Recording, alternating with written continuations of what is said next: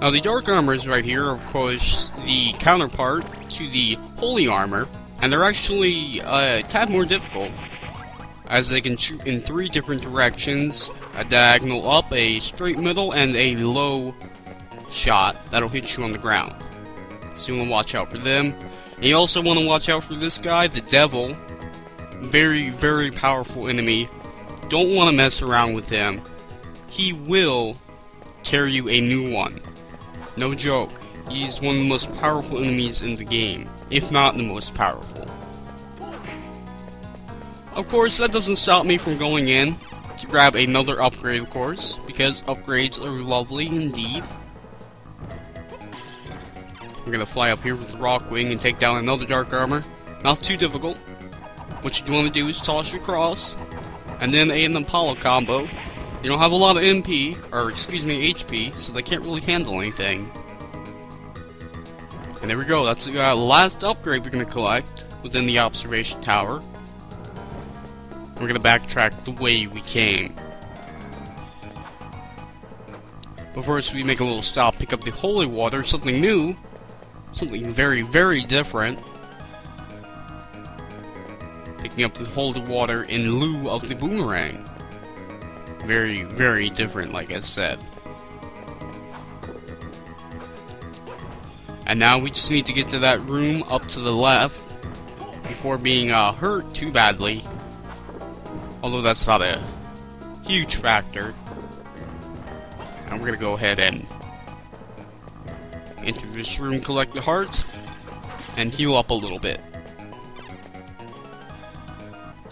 So let's enter the door. And finally meet up with Hugh, the Enigma. Now Nathan's worried, but Hugh, something's very wrong with him. Something is very, very wrong.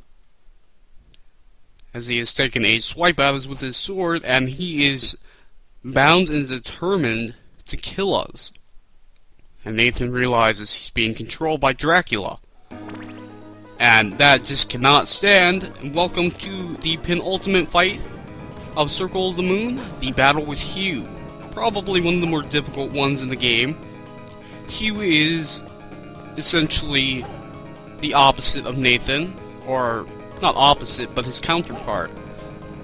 He can use all the same sub-weapons, except for the stopwatch. He's powerful, and he'll chase after you and won't give you a chance to use your boomerang. And I've taken it upon myself as a personal challenge to not use the Hunter's Whip, partially because it's not very useful in this fight, and partially because I am sort of masochistic about this game. Now my strategy for Hugh is obviously to bait him into the Mars and Salamander combo for a lot of damage. In this way we can continue to run from him while still doing damage. Essentially we're pussyfooting our way through this boss fight. As sad as that may sound, it is actually a fairly decent strategy. Unfortunately, I'm pretty bad with it, and it's a fairly sloppy because I'm using the holy water on the side. Of course, you know, all's well that ends well, of course. And Hugh enters his second form. I'm gonna toss a little holy water, unfortunately that doesn't work. Now Hugh has the ability to use 2 sub-weapons at once, making him twice as dangerous and twice as powerful. Although his sword techniques all stay the same except for this one, this is new. He sends out a number of spirit swords that if they hit you and damage you, they'll drain health from you and give it to Hugh. About 8 health a pop. So essentially he's become some sort of sword-wielding vampire in that sense. Of course, the most powerful of Nathan's techniques are his sword ones, and he'll hound you around, chasing you around the room, not giving you a chance to attack, and trying to hit you with these.